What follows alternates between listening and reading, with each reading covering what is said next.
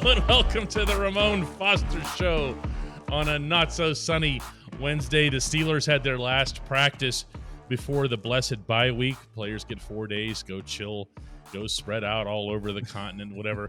What did you used to do, Moan? Man, rest. Like, that was the biggest thing I needed to do was rest, especially at the position that I played there was no need for really much else to do. But it's really just a mental reset for all parties involved. Just being completely honest with you, there is no other way around. If you're doing anything other than mentally resetting yourself, like, yeah, you can probably go out of town and party and stuff, but you got to have a factor of just bringing it down for a second, because after the bye, everything ramps up. There's no excuse or no breaks coming your way.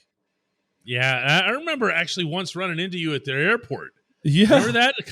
You were coming back from somewhere on the bye week, as a matter of fact. And like, I got a baggage claim. There's Moan. Absolutely. And what's so funny, too, I'm not sure if it's still the case, but it probably is. There will be a lot of people waiting in the airport all Sunday long waiting for guys in their autographs. I used to be like, keep your head down. It's like, Mo, where are you going to hide? Like, you got bags. Somebody's going to see you coming down the escalator. So go ahead and sign it and let's roll. Well, one member of the Steelers went to the airport in an unexpected situation yesterday. Chase Claypool being traded to the Bears for a second-round pick in the 2023 NFL Draft.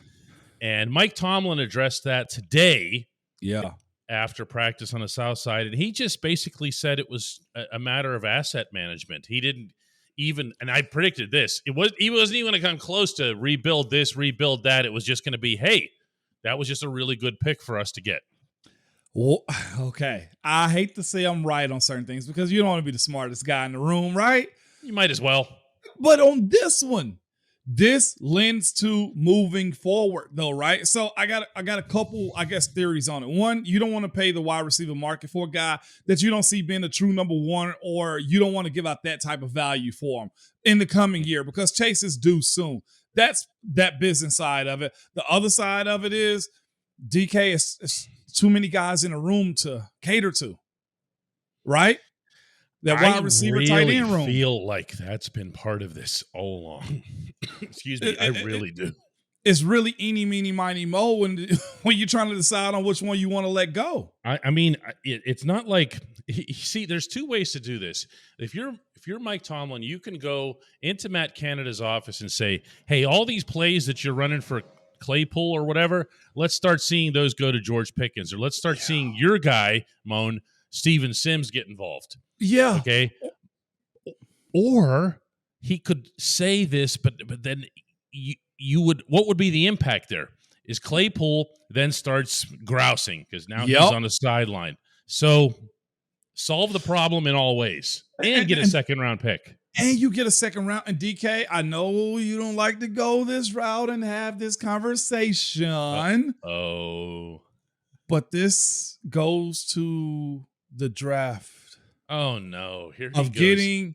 Getting picks bye week for guys that you need in the future. DK, we can still compete and still be try to be a good team and try to position yourself as, look, we're in this. We're fighting. We're never going to quit. We're staying 10 toes down. Yes, that is true.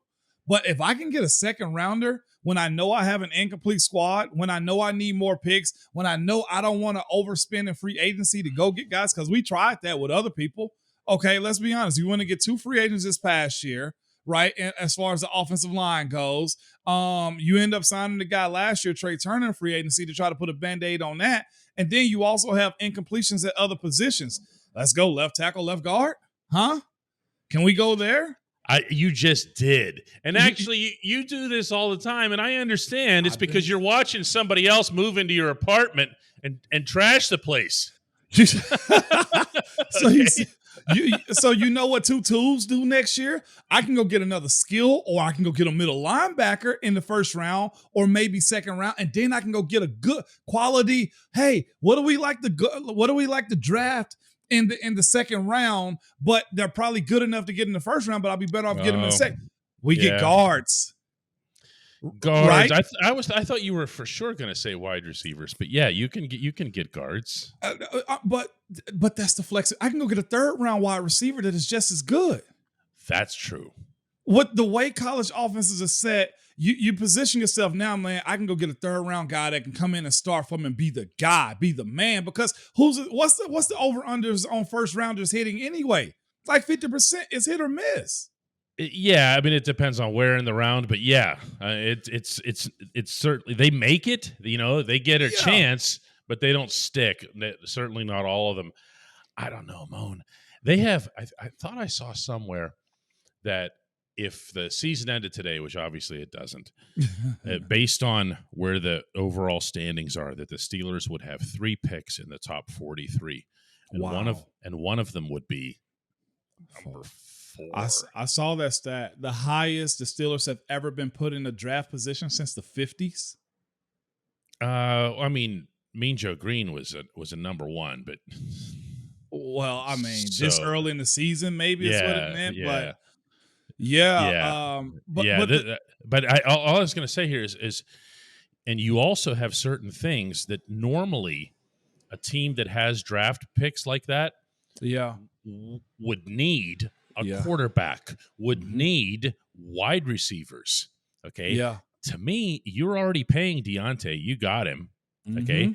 If George Pickens does what we all think he should, he's your number 1 wide receiver. And guess what you can go invest in now for the first time in a long time? Talk to us, DK. Trenches, period. Yep.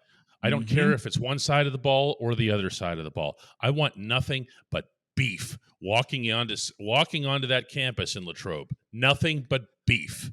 Can I interject something? Mm-hmm. You know how long James Daniels is signed for? Yeah, I think it's 4 years. You know when his potential out is? No, he sounds like you do. Uh-oh. I think they can get out of this next year, TK. Well, if they get out of it, you know how they'll push him out the door, Moan? How's that? He'll be going out backward. It'll be on skates. Roller skates. Roller skates. If I'm not mistaken, man, that's when it is. His deal says it's 26.5, $8 million signing bonus. That's the guarantee. It's $8.7 million was guaranteed.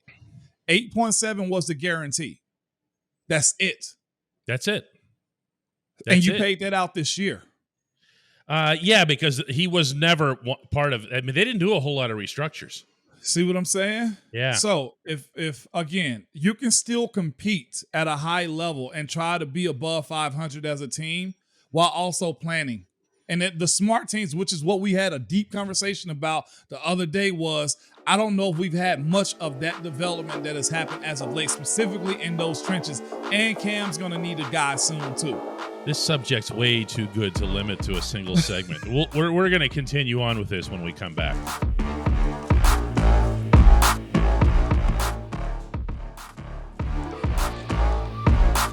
Welcome back to the Ramon Foster Show, and as promised, we're going to continue talking about Ramon's favorite subject to talk about in season, and that's the draft. It's the Ramon Foster Show. What am I going to do here? Say, no, Ramon, we can't talk about the draft in the middle of the season. But, we're starting to head in that direction, and if it's a 4 overall, if it's a 3 overall, or something like that, I haven't gone all Mel Kiper on this process yet. I'm not going to be able to drop names or anything like that into the conversation. But I do know this. I'll say it again. You don't need a quarterback. No. And you're not going to go fishing for some superstar wide receiver or running back or, some Saquon type or whatever. You just get beef. Yeah. And okay, so we're not talking draft. We're talking self-checks. That's what we'll do. Okay, we had a light come on. That light is we kind of suck right now. Okay, that's the light. So since we got right now, we're sitting in the lobby and we're trying to get this car fixed. So let's say, hey, that's what we are. It's not draft talk. We're doing a self check here. In that self check, as you said, you need beef. Like you got Larry Owen. I think he's playing pretty good for a guy's free agent up on a year deal and stuff like that. But there's an exodus that is coming. Tyson is probably out. I'm not sure what they're going to do with Chris Wormley. There's a lot of young guys. I know this. I know this team can't feel too great about Devin Bush and Robert Spillane in starting roles, period. I know Miles Jack is in a situation you probably find yourself in and say, man, I like it, but I don't love it. If there's somebody better, or if we can pair him with something better, then he can be better. But then again, you look at his age. I know he's not overly old, but he's not young, okay? And then you look at your corners, right? You still we do now. We do now. Yeah, we do. We're looking at that situation. You got to kind of say to yourself, all right, maybe it's just not a good built team right now. And that's why I'm bringing up this conversation about getting a second-round pick for Chase, and when you know that there probably wasn't going to be much hope for him. Like, I think you boost Deontay up a little bit better when you got Chase out of the room. I think George now knows, look, if I do what I'm supposed to do, hey, I'm holding up a 1 if you're hearing me on the podcast. I'm number 1. You take your picture next to the football in your hand and you hold up a 1. That's what he's doing right now. Pat, guess what? Pat Frymuth, now there's more balls to go around for you. But then you still say to yourself, man, if we can't protect him, if we can't go find a group of guys around him that can move. Look, if we are at that position, DK, to where Najee honestly needs role graders in front of him, now you get that opportunity. If I actually, oh my God, I'm looking at this film. God, I hate when I get emotional like this. I'm looking at this film and I'm watching guys take one step and turn, and they're allowing the defensive line to get upfield, DK, offensively. Yeah. Ole. You know what I'm saying? And run in the run game. In the run game. When all you need to do is find somebody and knock them back. It wasn't a draw. And I know it's hard. I played the position. I know it's a strength. Some plays you're going to win, but I'm seeing it far too often that our guys get pushed back or is badly taught to where they're not getting the job done good enough. So what if Najee does need a couple of big guys up front? Now you got that opportunity. This is a self-check episode is what we're calling it. I like this. I like this. But your self-check on the O-line is virtually non-existent. But that's because, I mean, I don't hear... You know, and actually, I shouldn't say that, because when you talk about the O-line, you tend to isolate on the left side, and not just because it's where you came from, but because that's been the problem area. Not that James Daniels has been great, but I think we can agree that Mason Cole and Chooks have been reliable contributors, especially Cole. He's just I like Cole. I mean, and I think Cole. This was something that we talked about back in camp. Cole is a guy who I feel like the Steelers brought in on almost a test basis. Does that make sense? I can agree. Look at his contract, and it's different than the James Daniels one. It's more like they can get out of Cole's. I know that one for a fact. Yeah. But Cole has to come in and say, "Hey, this is my position. I'm holding down. I'm the new center for the Steelers." And we've talked all season, you and I, about how he's been front and center, but there's still so much missing. Yeah, it is. And that's why I was going to go to just a quick second is, if you look at the teams now, they're at the top of the pie, at the top of the hill. You see Buffalo still go trade for a guy, even still. Okay, they want to get another running back. You see friggin' Philly trade for a guy to ramp up their defense, okay? Imagine that. You see what I'm saying? You see Kansas City go get another offensive weapon. What I'm saying is this, even on the defensive side of the ball, even if you get TJ back, do you still feel good about the way Malik Reed has performed? No, you probably don't. No. I like Alex Highsmith, but Alex needs a guy behind him. Okay, yeah. TJ needs a guy behind him. Cam needs a guy or two beside him. You know, I don't want to leave out DeMarvin Leal just because he's hurt. I think, I mean, he made some impact plays, and he showed this crazy versatility for a rookie, the way they were lining him up, even in TJ's spot. Remember when TJ went down? Yeah, absolutely. That was interesting. Yeah, but I guess what I'm saying and what you're saying too, DK, is there's a lot of help to be had when it comes to rebuilding this team.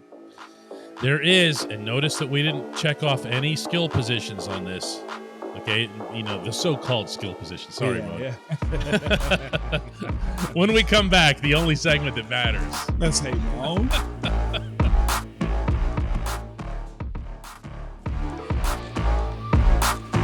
Welcome back to the Ramon Foster Show, and the only segment that matters, that's brought to you every day by the Get Go Cafe and Market, where quality is at the core of every menu item. 3 expert chefs fine-tune every detail, from how classic and unexpected flavors complement each other to the order each fresh ingredient is added. Order your favorite item right now at the Get Go Cafe and Market. Better believe it. All right, Moan. Yeah. I got a pretty good one here. This is from Casey, who says, first of all, great show, guys. And then, hey, Moan, I'd love to see Kenny go no huddle and draw plays in the sand and see what happens. It sure can't hurt the current situation. And besides, we got to see more of George Pickens.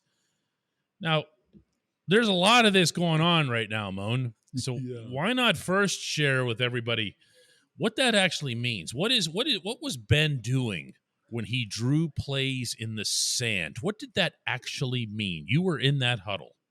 We were just in no huddle at the line of scrimmage, and he give us our protection to protect him, whether 5-man, 6-man, with the running back or not the running back. Most of the time, the tight ends wouldn't be in those sets, or they be lined up out wide. And from that point, he would give a guy a route on what he wanted to see them do, and there'd be options off of that.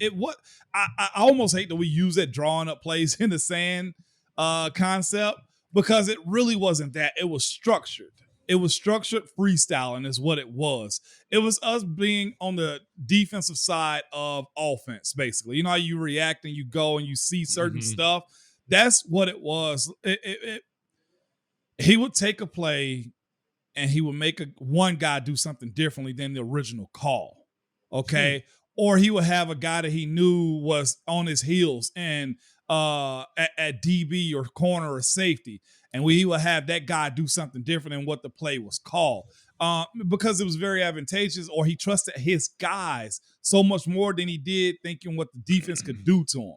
So it wasn't just like uncontrolled chaos is what it was. It was more or less like, I know my guys up front got me, and from there, I can operate everything else around me. So was there ever, I've never asked you this, was there ever a point there where he's kind of bragging a little bit like, hey, enough of this coordinator, let's just do this? No, it was never that. He never crapped on him or said anything silly like that. I think that's what people think. They think Ben's out there just saying, to heck with that guy, let's just do this ourselves. No. It just flows better when the guy knows the offense just as good as the coordinators do. Or he's free at doing what he does. You know, it's just like, I guess it's just finally catching a groove. When Ben knew what he was up against and he called his groove, that's what it was about. It wasn't overriding anybody. And I think he'd probably say the same thing too. And this is the thing too. You got to think, for the most part, the offense didn't change a whole lot from coordinator to coordinator, because why would you change up Ben that much? Because he's Ben.